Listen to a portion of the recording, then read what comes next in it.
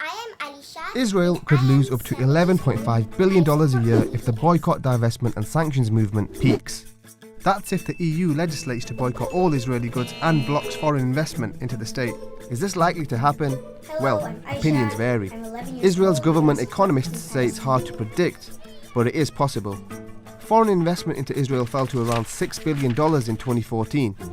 That's the same year they launched a deadly offensive on Gaza that killed 1,462 civilians. But by 2016, that figure had doubled to almost $12 billion. What about exports? Washington-based Brookings Institute says consumer boycotts won't drastically affect Israel's economy, but data from the World Bank shows Israel's intermediate exports dropped by nearly $8 billion in that same period. Consumer boycotts work with academic and cultural boycotts.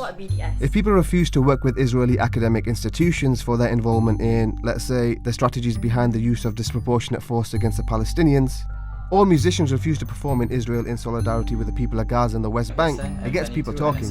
Lord, Elvis Costello, Lauryn Hill, they've all refused to play in Israel, and other artists are openly advocating for BDS. How can I work with any institution complicit in Israeli human rights abuses? These smaller boycotts are supposed to start a chain reaction. Sanctions is the ultimate. That's why it's BDS. S comes at the end. It's no coincidence, because you need a lot of B and D to reach the S.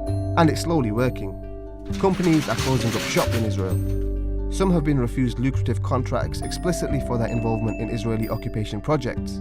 Others are speculated to have been pressured by the BDS campaign into submission.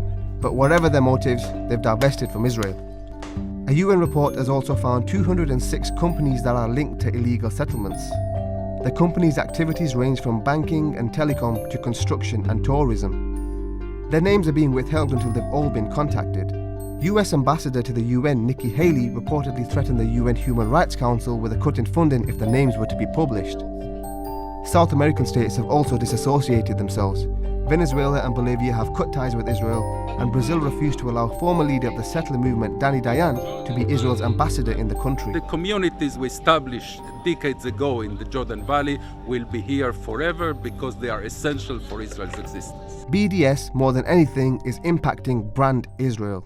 I'm less concerned today about any potential economic consequences. It's all about what you think of Israel, and whether you think Israelis are the good guys or the bad guys. We all remember what that did to South Africa. Is the distinguished representative of the Republic of South Africa.